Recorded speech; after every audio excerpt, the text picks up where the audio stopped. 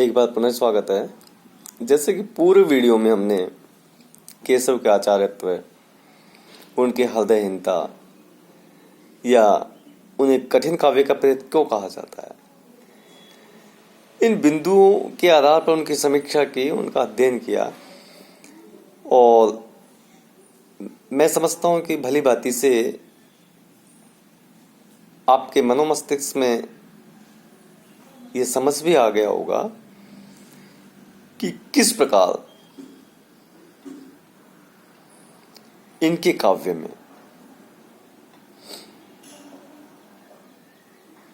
जिन वस्तुओं का या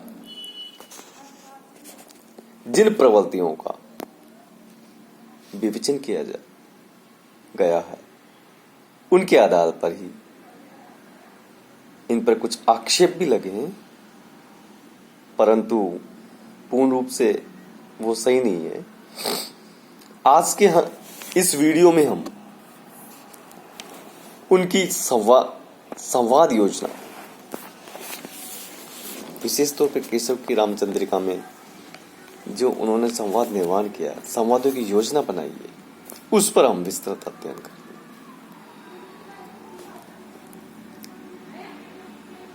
केशव ने रामचंद्रिका में जो नाटकीय शैली का निर्माण किया है और उस नाटकीय शैली में जिस प्रकार से संवादों का समावेश किया है, इस बात से यह सिद्ध हो जाता है छात्राओं कि केशव कितनी असीम प्रतिभा के धनी थे और उनकी रचनाओं में किस हद तक मौलिकता का समावेश किया गया है। ठीक है, उनकी इस संवाद योजना के बारे में विद्वानों ने अपने अपनी राय दी है, अपने अपने विचार प्रस्तुत किए हैं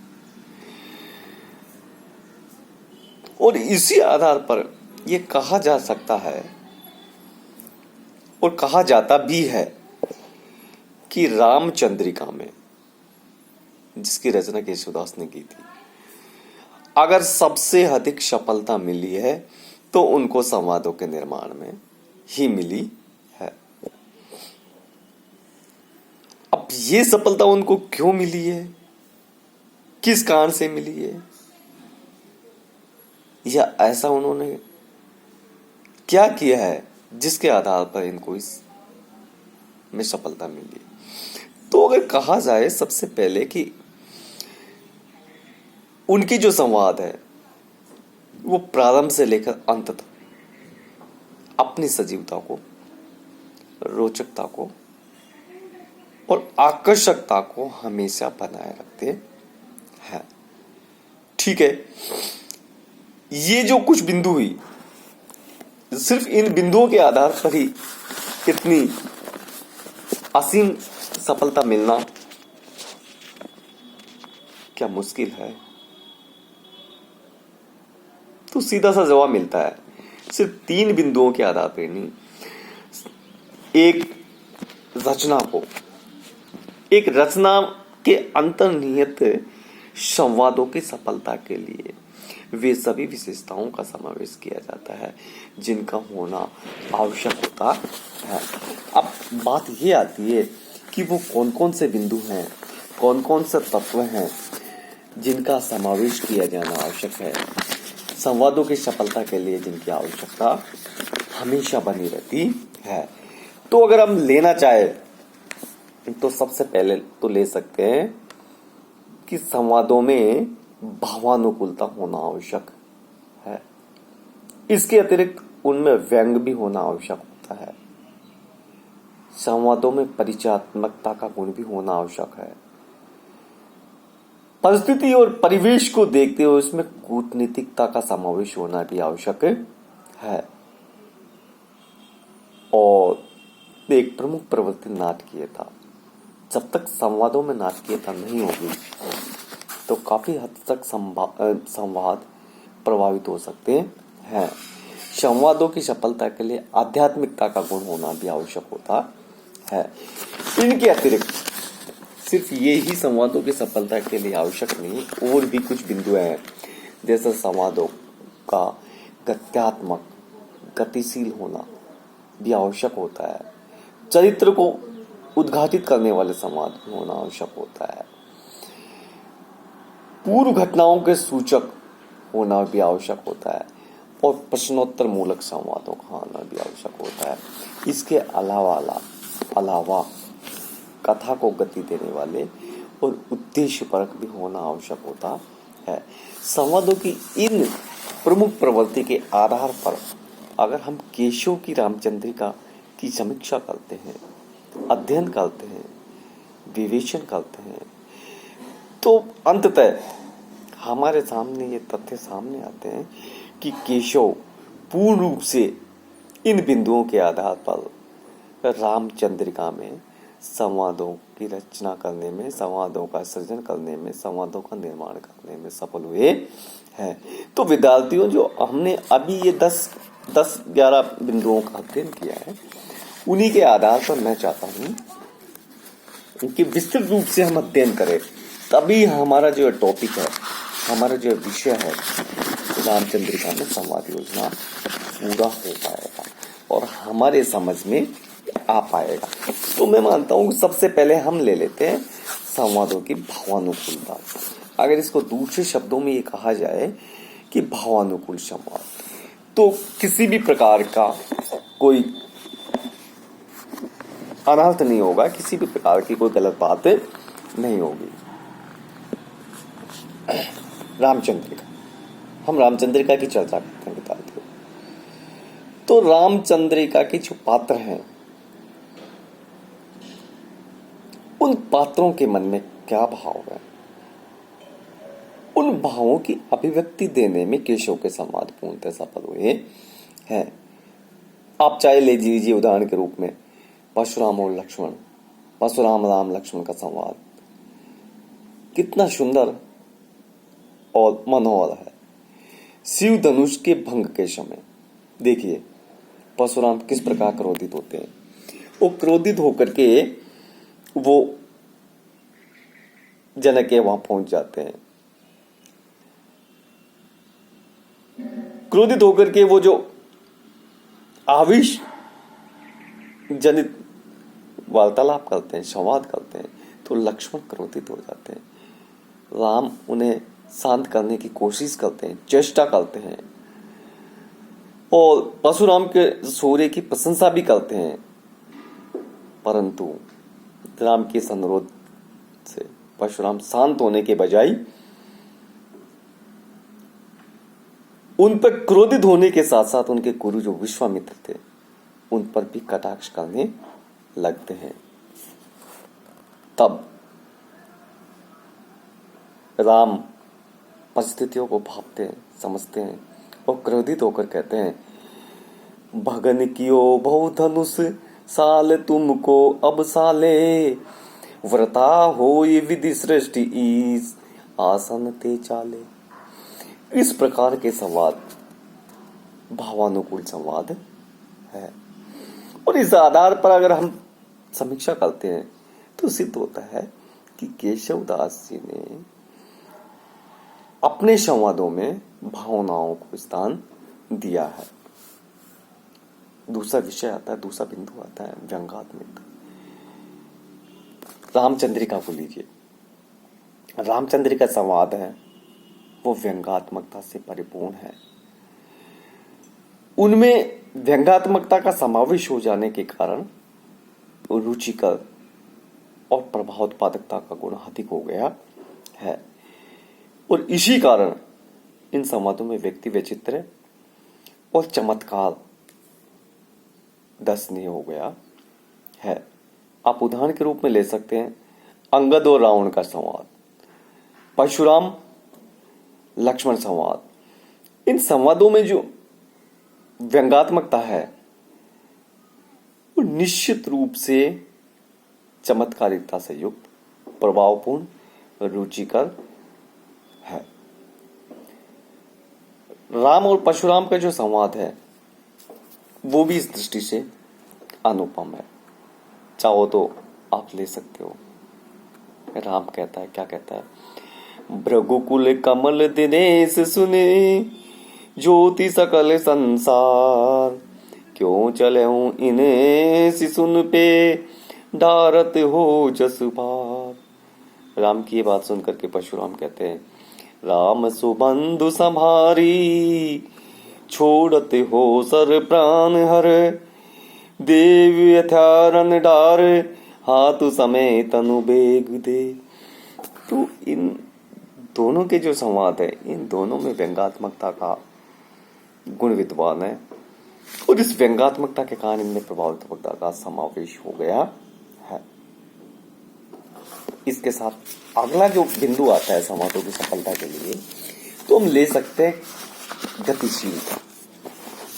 जब तक संवादों में गतिशीलता का गुण नहीं होगा तो उनकी सफलता के बारे में संदेह किया जा सकता है। अगर हम रामचंद्रिका की चर्चा करते हैं तो रामचंद्रिका के जो संवाद हैं विद्यार्थियों, कथा को गति देने वाले, कथा को विकसित करने वाले, कथा को आगे बढ़ाने वाले हैं। विभिन्न घटनाओं को परस्पर ये संबंध करते हुए आगे बढ़ते जाते हैं। रामचंद्रिका में उदाहरण स्वरूप ले सकते हैं कि रावण बाणासुर का जो संवाद है वह परिवर्तनशील संवाद है। इसी के साथ अगर रावण मारीच संवाद को ले सकते हो तो उसमें भी गत्यात्मकता का गुण विद्वान है। रावण जब राम के विरुद्ध मारीच की सहायता लेने जाता है तब मारीच क्या कहता है उससे, मारीच उसे सचेत करता है, किंतु रावण मारीच की बात को नहीं मानता है।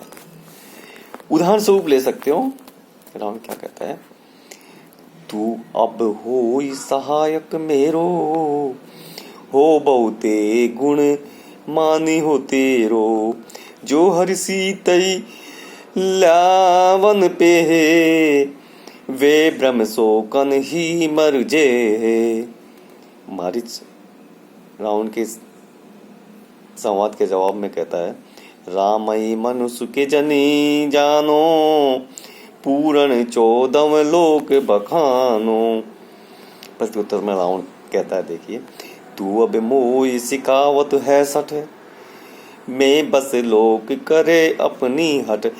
तो ये देखिए, एक दूसरे के जो संवाद है कथा को गति देने वाले, कथा का विकास करने में सहायक है। तो इस दृष्टि से हम आकलन करते हैं, समीक्षा करते हैं तो रामचंद्रिका के संवाद गतिशील सिद्ध होते हैं। चरित्र का उद्घाटन करने वाले, चरित्र का विकास करने वाले संवाद अगला बिंदु आता है। तो रामचंद्रिका में हम देखते हैं कि रामचंद्रिका में ऐसे संवाद अनेक हैं जो चरित्र को व्यक्त करते हैं। आप ले सकते हैं जनक विश्वामित्र संवाद, वामदेव परशुराम संवाद, राम परशुराम संवाद को ले सकते हैं, हनुमान रावण संवाद ले सकते हैं, और आप चाहो तो अशोक वाटिका में सीता रावण संवाद भी ले सकते हैं। इस दृष्टि से जैसे पात्र हैं उनके मुख से वैसा ही वार्तालाप करा के, वैसे ही संवादों की सृष्टि करके, वैसे ही संवादों की रचना करके केशव ने उनके चरित्र को प्रकट करने में, उनके चरित्र का उद्घाटन करने में महत्वपूर्ण कार्य किया। तो कहा जा सकता है कि केशव ने चरित्र की दृष्टि से जिन संवादों की रचना की है वो वास्तव में ही चरित्र का उद्घाटन करने वाले हैं। पूर्व घटना सूचक संवाद, केशव के संवादों में अनेक ऐसे संवाद हैं जिनमें पहले से गठित घटनाओं का परिचय मिलता है। उदाहरण स्वरूप आप रामचंद्रिका से ले सकते हैं, राम वनवास तथा दशरथ निधन का सूचक भरत के कहेगा यह संवाद देखिए। इस संवाद से पूर्व घटना सूचक ज्ञात हो जाता है। मातु कहाँ नृपतात गए सुरलोकई, क्यों सुत शोक लये, सुत कौन सु राम कहाँ है अबे, बन लक्ष्मण सिए समेत गए। बन काज कहाँ कही, केशव मोह सुख, तो को कहाँ सुख यात भय। तो इन संवादों के माध्यम से पूर्व घटना की जानकारी मिलती है। तो इस दृष्टि से भी देखा जाए कि ये रामचंद्रिका के संवाद हैं वो पूर्णतः सफल है। प्रश्नोत्तर मूलक संवाद, रामचंद्रिका में ऐसे अनेक प्रसंग हैं जहाँ प्रश्नोत्तर मूलक संवादों की सृष्टि की गई है, उनकी रचना की गई। उदाहरण स्वरूप आप ले सकते हो हनुमान और रावण का संवाद, अंगद और रावण का संवाद। इन संवादों से ज्ञात होता है कि रामचंद्रिका में प्रश्नोत्तर मूलक संवादों की रचना की गई है। आप चाहो तो ले सकते हो हनुमान और रावण संवाद। देखिए, रे कपि कौन तू, अच्छ को घातक दूत बलि रघुनंदन जू को। ये हनुमान जी कह रहे हैं, कौन रघुनाथ रे, कौन रघुनंदन रे, त्रिसरा खर दूषण दूषण भूषण भू को। सागर कैसे तर्यो, जस गोपद काज कहा, सिय चोरई देखो, कैसे बंधायो, जू सुंदरी तेई छई, द्रग सोवत पातक देखो। देखिए, रावण और हनुमान जी के बीच किस प्रकार के प्रश्नोत्तर चल रहे हैं और इन प्रश्नोत्तरों के माध्यम से उनका चरित्र भी दृष्ट हो रहा है। रावण किस प्रकार अहंकार और दंभ में बातें कर रहे हैं और हनुमान जी कितनी सरलता से, सहजता से और चतुरतापूर्ण उनका जवाब दे रहे हैं। इन संवादों से स्पष्ट होता है। अब आगे आता है नाटकीयता। संवादों का एक गुण होता है नाटकीयता। रामचंद्रिका के संवादों में पात्रों के हाव भाव व्यक्त करने की क्षमता है, उनमें पर्याप्त नाटकीयता है। इस दृष्टि से भी ये सफल संवाद है। परिचयात्मक और कूटनीतिकता भी इनके संवादों में भरी पड़ी है। आध्यात्मिकता देखे जाए तो रामचंद्रिका के कतिपय अनेक ऐसे प्रसंग है, अनेक ऐसे संवाद है जिनमें आध्यात्मिक तत्वों का विश्लेषण किया गया है। उदाहरण स्वरूप आप ले सकते हैं राम वशिष्ठ संवाद। तो ये जो संवाद है इसी कोटि में आते हैं, इसी श्रेणी के अंतर्गत समाहित किए जाते हैं। किस प्रकार राम अपने गुरु वशिष्ठ से मुक्त जीवों की परिभाषा पूछते हैं और वशिष्ठ द्वारा उनकी जिज्ञासा को किस प्रकार शांत किया जाता है, आप चाहो तो देख सकते हो। श्री राम जी क्या कहते हैं, जीव बंधे सब अपनी माया, की नहीं कुकर्म मानो बचकाया, जीवन चित प्रबोधन आनो, जीवन मुक्त को मरम बखानो। वशिष्ठ जी उनका प्रत्युत्तर क्या देते हैं, बार हूँ अनिशुद्ध ही है, जाहि न लगत कर्म किए हूँ, ताकाऊ जीवन मुक्त बखानो। तो इस प्रकार ये आध्यात्मिक संवाद स्पष्ट होते हैं। कूटनीतिक संवाद का अगर उदाहरण लेना चाहे तो हम ले सकते हैं कि अंगद किस प्रकार कूटनीतिक पूर्ण जवाब देते हैं। इसको बिलग ने मानो, कई केसव पलु आधु, पानी पावक पवन प्रभु, जो असाध त्यों साध। तो किस प्रकार इस संवाद से कूटनीति दृष्ट है। तो स्पष्ट रूप में कहा जा सकता है कि रामचंद्रिका में जो संवादों का निर्माण किया गया है, संवादों की जो योजना बनाई गई है, संवादों की जो परिकल्पना की गई है, वो निश्चित रूप से अद्वितीय है, प्रमुख है और महत्वपूर्ण है। इनमें पात्रों की चारित्रिक विशेषताएं इन कथा को गति देने में, विकास की ओर ले जाने की पूर्ण क्षमता है। तो ये कहा जा सकता है कि केशव दास जी ने जिस संवाद योजना का निर्माण किया है रामचंद्रिका के अंदर, वह पूर्णतः सफल योजना है।